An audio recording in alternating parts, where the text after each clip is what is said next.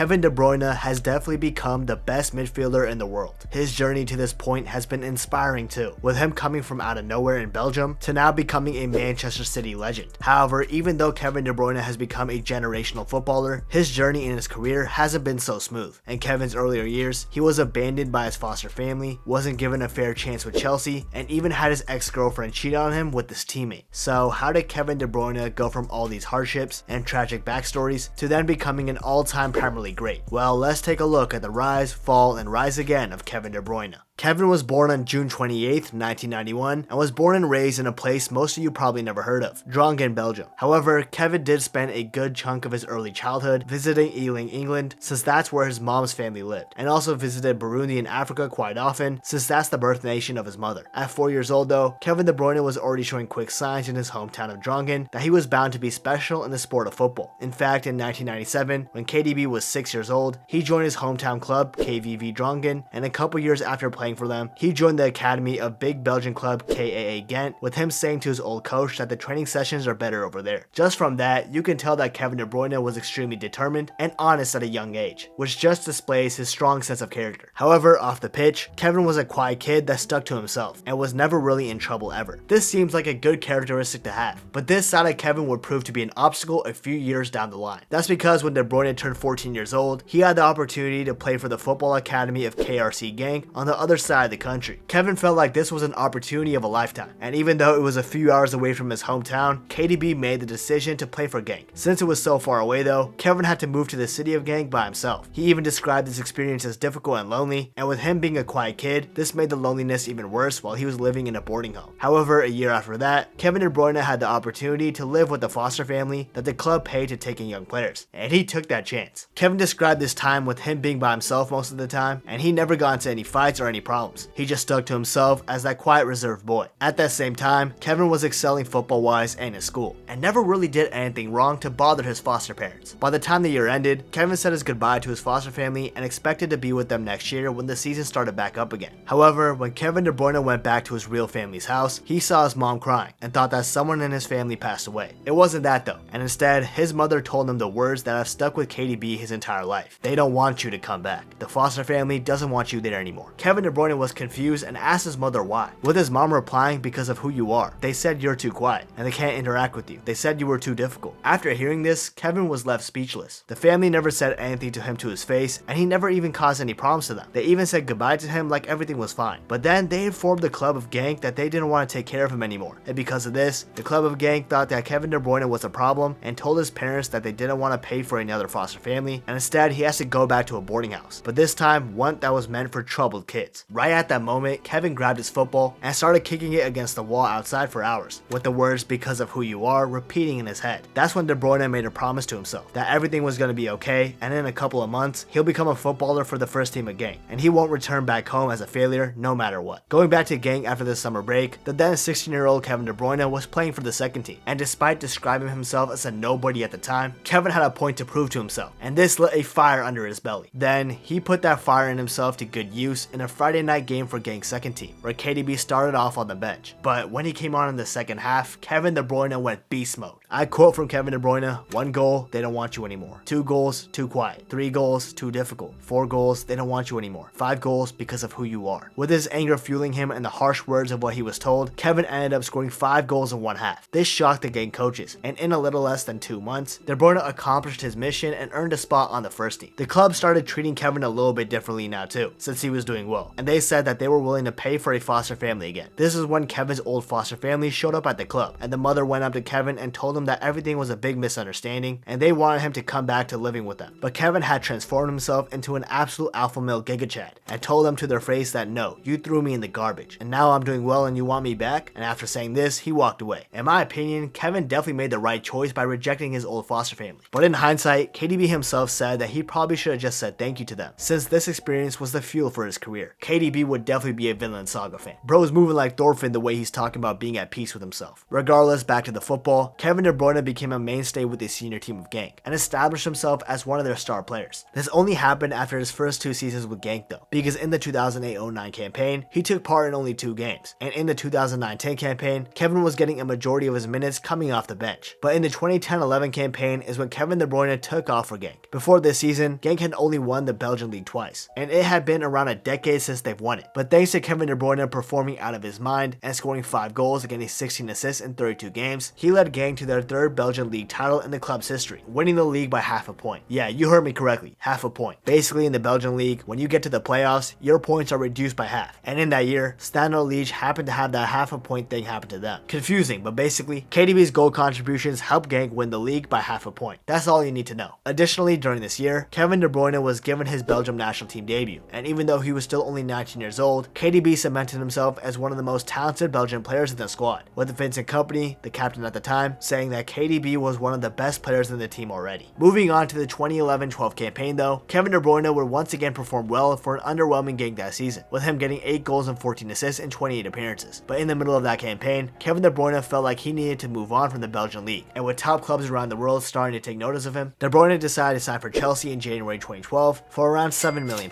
And when the 2011-12 season ended, De Bruyne permanently moved to Chelsea and was a part of their preseason plans. But real quick before we get on with that though, please remember to subscribe to the channel. We're closing in on 100,000 subscribers, and I would just really appreciate it, so thank you. And also, if you guys can, follow my Twitter and my Instagram, both at Nabuto, if you just want to hear my thoughts on football games, transfers, and overall, just to get to know me more. So if you want to, feel free to hit me up with that follow. Thank you. Back to topic. Even though Chelsea saw De Bruyne as maybe their next Lampard, KDB himself stated that he was always looking for a loan move initially, and when Werder Bremen inquired about him, KDB accepted the move to the German club in July 2012 for a season-long loan. With Werder Bremen is when Kevin De Bruyne truly established himself as one of the world's future best midfielders and players overall. And even though he was playing for a struggling Werder Bremen side that was fighting in a relegation battle in the Bundesliga, Kevin De Bruyne somehow managed to bag himself 10 goals and 9 assists in the league, and this helped Werder Bremen escape relegation by 3 points. Not only that, Kevin De Bruyne was lining up the league so much that he was awarded with the Bundesliga Young Player of the Year. And after Kevin's loan spell ended, the Werder Bremen captain Zlatko Junozovic said that Kevin De Bruyne was the main reason why Werder Bremen managed to stay in the Bundesliga. When a player is getting praised like that, you know that he's the real deal, which is exactly what Kevin De Bruyne was. So much so that even when he returned back to Chelsea, Borussia Dortmund were heavily interested in signing the young Belgian superstar, with Jurgen Klopp personally wanting Kevin on his team. KDB was genuinely interested and he hoped Chelsea would let him go, but Jose Mourinho, the Chelsea manager at the time, told him that he was a part of Chelsea's plans, so Kevin De Bruyne was essentially forced to stay. And this decision ended up costing Kevin De Bruyne in the short term. Initially though, Mourinho was a man of his word, and KDB got the start against Hull City in the first Premier League game of the 13-14 season, where KDB won the Man of the Match award and got an assist in their 2-0 win. After this though, KDB was only given one more start in the Premier League, and thanks to the Blues signing another Chelsea player, Willian, this forced KDB to sit on the bench, and sometimes not even being in the 18 for the games. But Kevin De Bruyne not playing for Chelsea wasn't going to be the only hardship he had to face this season, because in 2014, Kevin's ex-girlfriend, Caroline Lijnen, revealed that she had cheated on De Bruyne with his Belgian teammate and now Real Madrid superstar, Thibaut Courtois. Caroline told everything about this to the press, and how Courtois and her clicked while she was visiting Madrid, and when she met Courtois, he cooked for her, talked to her kindly, etc. And Caroline came out and said that Thibaut Courtois gave me in that one night what I'd sorely missed for 3 years with Kevin.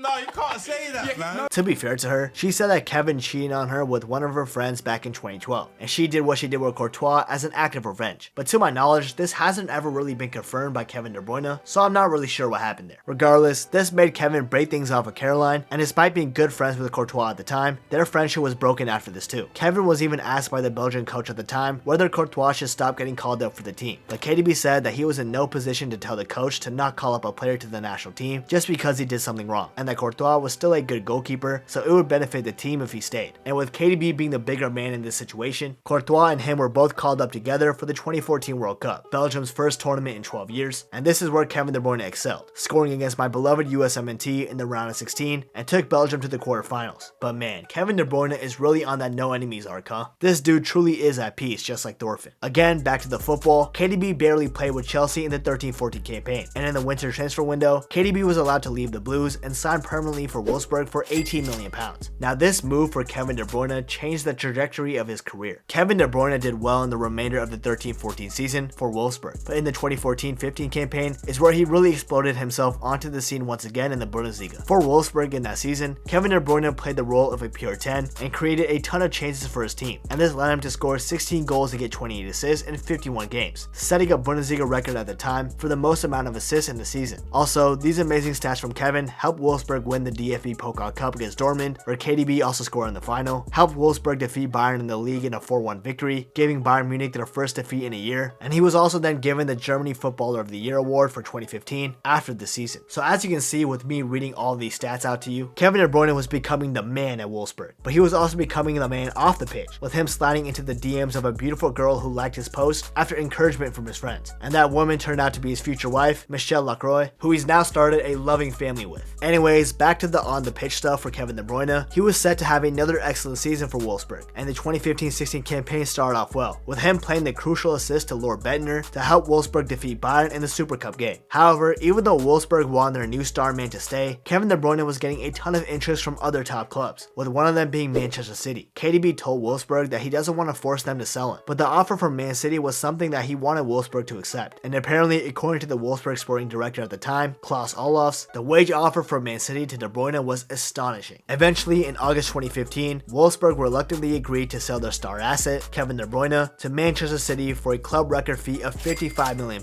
which also then made him the second most expensive transfer in British football history at the time, after Di Maria to Manchester United back in 2014. Initially, a lot of British pundits were questioning this Kevin De Bruyne move to Man City, and they were questioning why Man City paid that much for a Chelsea reject. Just listen to this. De Bruyne, my goodness, Jeff, you know, the world is going mad, isn't it? You look at the amount of money they're paying for this boy, it's just absolutely bonkers. There's players you see and you think, yeah, but I just don't see this. I don't see £50 million for this player. I really do not see it at all. Bet these pundits feel stupid now, huh? Initially though, it did seem like Man City paid a lot of money for someone who was thought to be the backup of David Silva, a legend for Man City. But Pep Guardiola's brain and his big bald head was cooking something special, because he essentially developed a new role for Kevin De Bruyne, the free 8, which meant that KDB wasn't playing the 10 like he did in the Bundesliga, but he was still creating chances and being effective on the pitch as a midfielder who had the license to roam up and down still. And from here on with Manchester City, the rest is history. As of me recording this, Kevin De Bruyne has 98 goals and 165 assists in 368 games for Man City. He's also won the Carabao Cup 5 times, Community Shield twice, FA Cup twice, the Premier League 5 times, with KDB helping Man City become Centurions, aka getting 100 points for one of those trophies, then the UEFA Super Cup once, the FIFA Club World Cup once, and despite getting injured in the 2021 Champions League final that Man City eventually lost to Chelsea, Man City rectified their defeat in 2023 and won their first Champions League against Inter Milan, and also accomplished the treble at the same time. And a huge thanks to that was because of Kevin De Bruyne's performances. Just not in the final though, because he got injured again. But we'll get back to that, trust me. On a personal level for Man City though, Kevin De Bruyne has won the Premier League Playmaker of the Season 3 times, the PFA Players Player of the Year twice, Manchester City's Player of the Year 4 times, UEFA Champions League Midfielder of the Season, and the IFFHS World's Best Playmaker 3 times each. Additionally, De Bruyne has been named in the UEFA Champions League Squad of the Season, IFFHS Men's World Team, and the ESM Team of the Year 5 times each, the FIFA Pro World 11 4 times, the UEFA Team of the Year 3 times, and the France Football World Excite once. Real quick regarding the Belgium national team too, Kevin De Bruyne helped make history for his nation at the 2018 World Cup, with his goal against Brazil in the quarterfinals, sending his country through to the semifinals for their first time in their history, where they did lose 1-0 to France, but at the same time, KDB helped Belgium get 3rd place at the World Cup, which is still their best ever placement in World Cup history. So as we can see, for Manchester City primarily, Kevin De Bruyne has easily established himself as one of the best midfielders ever in the Premier League, and also one of Manchester City's best ever legends. And even though he got injured in the Champions League final, which he then re-injured his hamstring in the opening Premier League game of the 23-24 campaign, making him miss 5 months of the season, Kevin De Bruyne has come back and is still cooking. Even Jurgen Klopp, a rival of KDB since he's the Liverpool manager, has said that with Kevin De Bruyne coming back, the whole country is shaking. And he's not wrong. I'm shaking right now, bro. In KDB's comeback game against Newcastle, he scored and assisted 1 goal each in the 3-2 comeback win, proceeded to to assist 3 more times in the Premier League so far, scored a goal and assisted twice against Copenhagen in the Champions League round of 16, and dropped 4 assists to Erling Haaland in the FA Cup game against Luton Town in the 6-2 win. So as you can see, even though Kevin De Bruyne has been suffering from injury issues as of late, and with him also being 32 years old right now, Kevin De Bruyne is comfortably one of the best players in the world, and no football fan is ever going to forget him when he retires. Because for me and many others, Kevin De Bruyne has not only become an all-time Premier League great, but an all-time football great. Anyways, if you guys enjoyed this video, please remember to subscribe to the channel, I would really appreciate it, and please be sure to follow my Twitter and my Instagram. The links are in my YouTube description. Last but not least, if you want to learn about what happened to the wonder kids that Messi predicted would be destined for greatness back in 2015 and in 2016, you should definitely check out this video right here. You won't regret it.